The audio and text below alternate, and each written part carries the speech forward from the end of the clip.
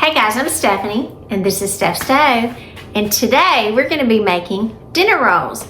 Perfect for any meal, to have with lunch, slice them open and make a sandwich, or to have them with your dinner, thus their name, dinner rolls. So, these dinner rolls are quick and easy. They come together with just 2 ingredients, and it may not be the 2 that you're thinking about either, but they're super delicious and quick, so we're going to get going and make our wonderful 2-ingredient dinner rolls. Let's go. All right, to get ready to make our dinner rolls, of course we're going to need flour, but it's very important that you use self-rising flour for these. Do not use all-purpose. And you are going to need, I'm going to measure this out, and I'm measuring this in a 1/2 cup measure, so that way that I can use the same measure over and over. I don't have to dirty multiple ones, but you're going to use 1.5 cups of self-rising flour. And I level mine out usually on the side of the package because your flour should always be a level measure. And you can see I'm just kind of scraping it here on the side. All right, so that is 1/2 cup 3 times, or 1.5 cups. Get every bit of that out. Now you do want a pretty large size bowl to do this in. I'm just going to make a little hole. Just because whenever I make biscuits with my granny, she always made a little hole when she put her extra ingredient in.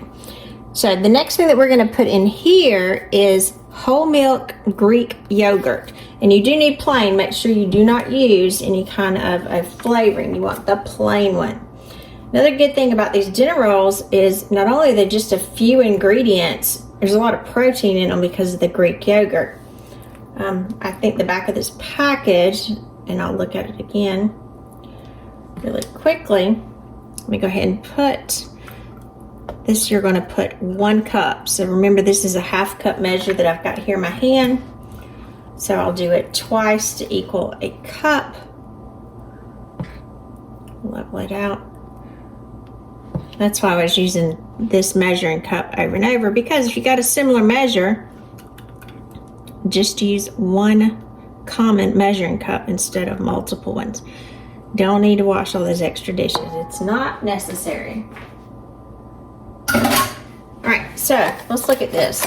In the back of this one, this says 3/4 cup contains 16 grams of protein. So that's like 5.33, if I think my math is correct, per 1/4 cup. So if it's 16 for 3/4 cup, add another 5.33, so about 21 and a piece is the amount of grams of protein in these rolls. So that's pretty good. All right, so you're going to mix the flour in with the Greek yogurt. And what you're kind of doing is, at this point, using it to combine into what I would call a little shaggy ball. You want a little dough ball here. So I'm going to press it in. It is important that your Greek yogurt is also cold. Make sure that you do not take it out of the refrigerator until you're ready to use it. Just want to kind of push this in. You'll see it'll start getting a little shagginess to it. Continue to combine it. And then once we get it all incorporated, we're going to turn it out and start forming it. Make sure all of my flour is incorporated. Got a little bit more. Press it in there. All right, I'm going to move this over and get ready to turn it out, and we are going to knead it, get it nicely brought together. All right, as we get ready to move over to this, I'm going to come over and I'm going to get just a little bit of my flour, and I've got just a silicone mat right here on top of my cutting board, and I'm going to work this together just a little bit more with my hands. So yes, you may have to get your hands messy in here. Want everything pushed together, and you may have a little bit of the flour that won't come together. That's okay. You just want the majority of it as a whole piece.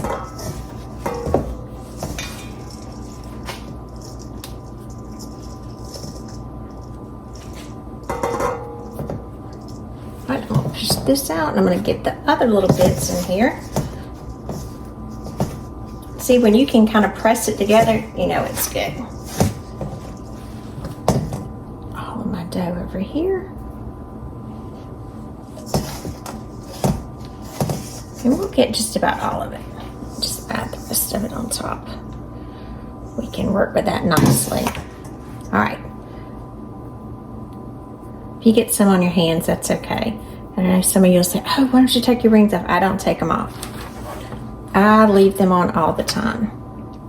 All right, and another good thing about your mat, if you don't have a mat, you can do this with parchment paper. You can just bring it up and squeeze it and over and squeeze it together. And you can see it'll nicely come together. Just like that. All right, we're gonna knead this a little bit because we want it a rounded ball, and we're still a little shaggy here, and that's okay. So we're gonna knead it just a little bit. And by kneading, you just press and fold. Press and fold. Work all those bits together. It's kind of a little exercise here, pushing it together.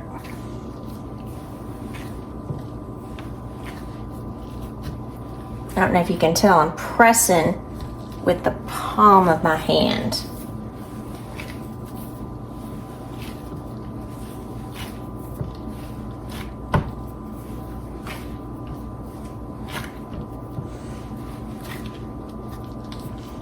Just keep turning and pressing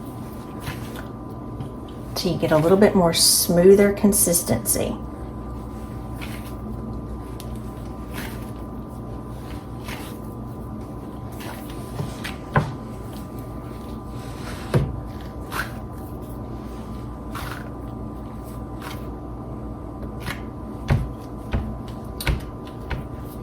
And I like using the silicone mats for this. Some people don't, they just put it out on a floured surface. I don't need as much flour with these. I don't have to do as much to clean my board afterwards either.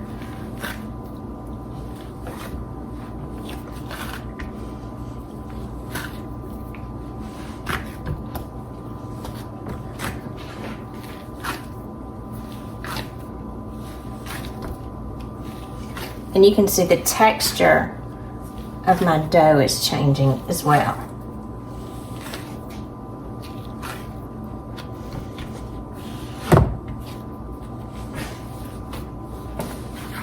All right, and we'll see if I can make it into a nice little ball at this point. And it will have a little bit of stickiness. See how everything's come together nicely?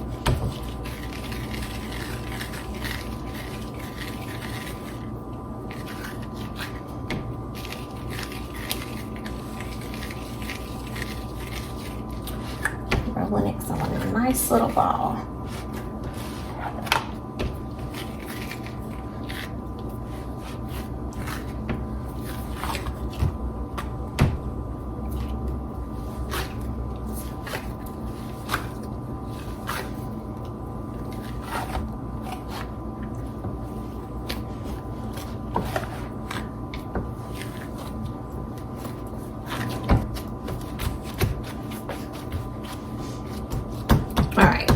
Looks like we've got a pretty nice sized little round ball here. So now I'm going to take my scraper and I'm going to cut it in half.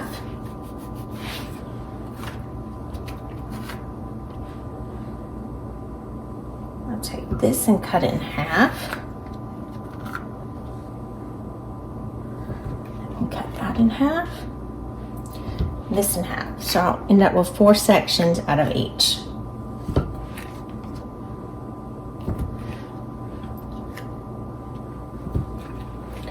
So now I have 8 little pieces, and I'm going to roll them together. It's a lot easier to roll, obviously, when they're smaller.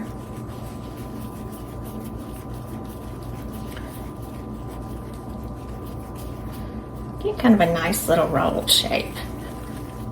Just kind of roll it in the center of your hand like this. and get it to come together. It doesn't have to be perfect, but you want kind of like a golf ball size. All right. In the meantime, I'm going to come back in just a second and go ahead and roll all of these. But you do need a cast iron pan of some kind. If you don't have one, you can use just a baking dish or so forth.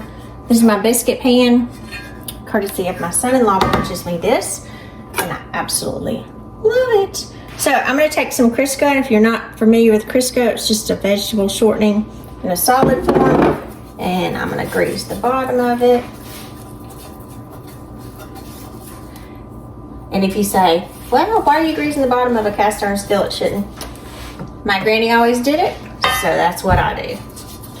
And she always used Crisco. So it's one of those things, that's the way we've always done it. And you could use butter or some other things, or a little oil, but I like Crisco. All right, so I'm gonna get the rest of these rolled out and placed in here, and I'll show you right back what we need to do before we get. We've got all 8 of our biscuits rolled out. Now, I'm gonna do an extra step here in just a minute, but first I wanna go into the tops of them, because as they'll form, they might be a little rustic, and that's fine, because I don't generally try to do them perfect. But I'm gonna take my kitchen shears, and I'm gonna go to the top, and I'm gonna do a snip and a snip to make a little X pattern.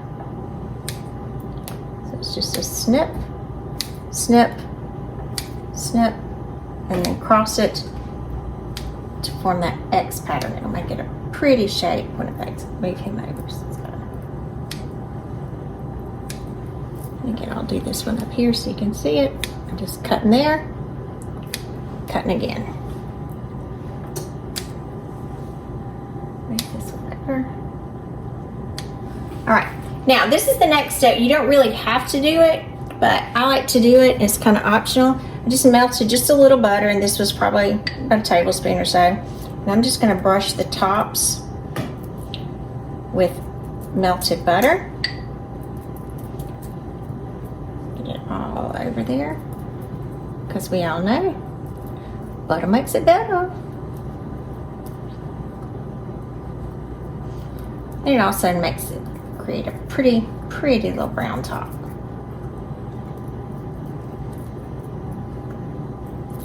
I'll mix it up just enough more for this little guy right here.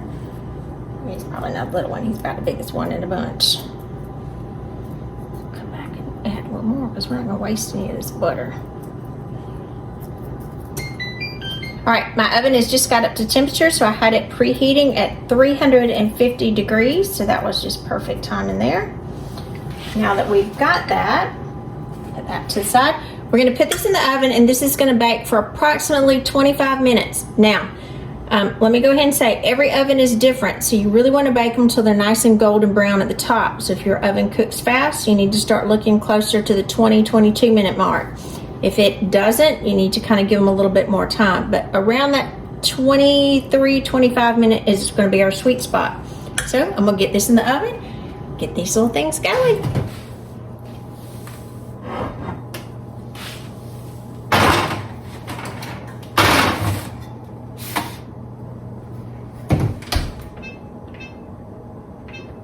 All right, it's time to get these beauties out of the oven. A little look.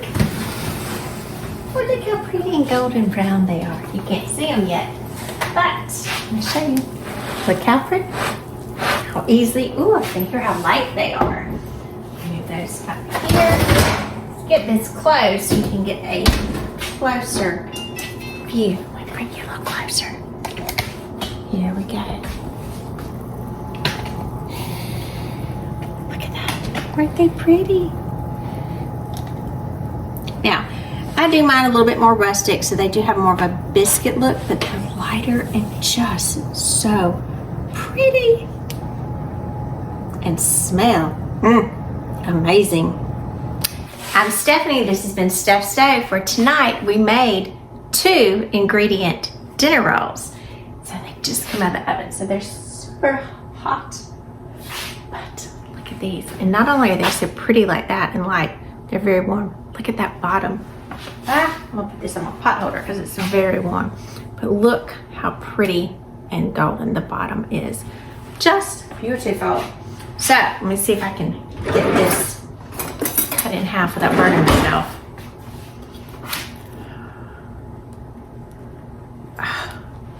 It's split in half. See that steam there? Look at that. Pretty as it can be. Just super, super yummy. I'll drop it in the butter because it's really hot. Give it a taste. That's so hot, but it's so good. Crunchy on the outside, nice and smooth. Now don't roll mine super smooth, just because I like mine a little bit more rustic, but very airy. Very good in the middle.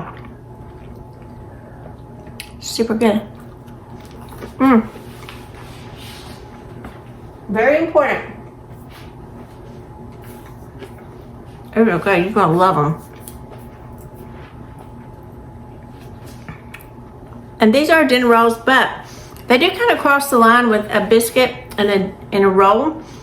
They're not as heavy and dense as a biscuit, but they're not super, super light either. They're just good.